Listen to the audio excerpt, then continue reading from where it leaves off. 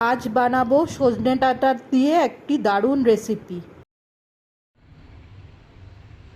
আজকের রান্নায় এইগুলো লাগবে।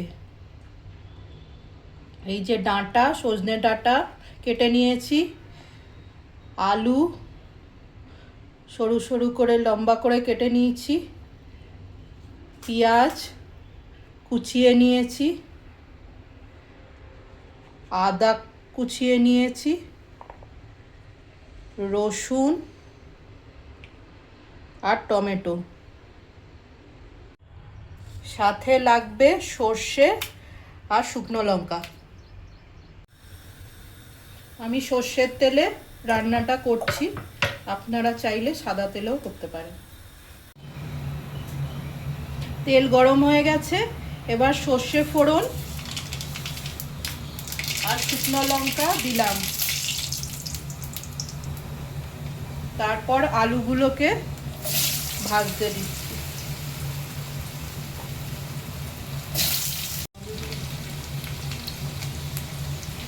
আলুগুলো ভাজা হয়ে গেছে, এবার ডাঁটাগুলো ভাজতে দিচ্ছি।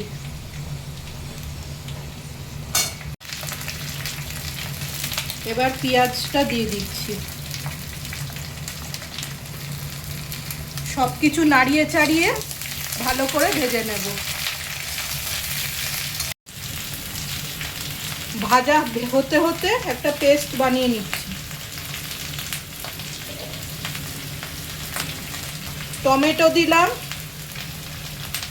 রসুন, আদা, সর্ষে আর একটা কাঁচা লঙ্কা দিয়ে পেস্টটা তৈরি করে নিচ্ছি।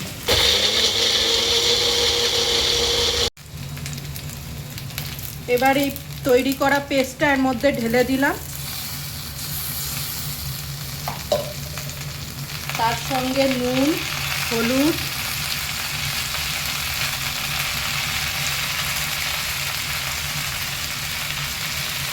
আর লঙ্কার গুঁড়ো দিয়ে দিলাম। আবার সব একসাথে নাড়িয়ে নিচ্ছি।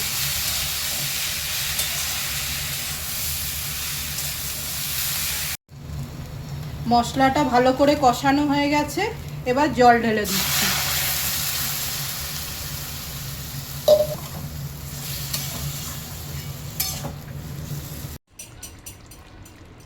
জল ঢেলে ভালো করে ঢেকে দিয়েছিলাম যাতে আলু আর ডাঁটাটা ভালো করে সেদ্ধ হয়ে যায়।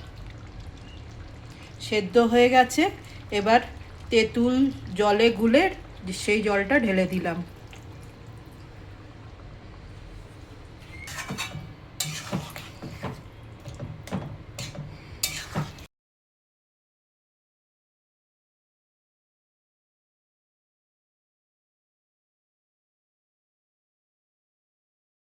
সজনে ডাঁটাকে প্রকৃতির সুপারফুড বলা যেতে পারে।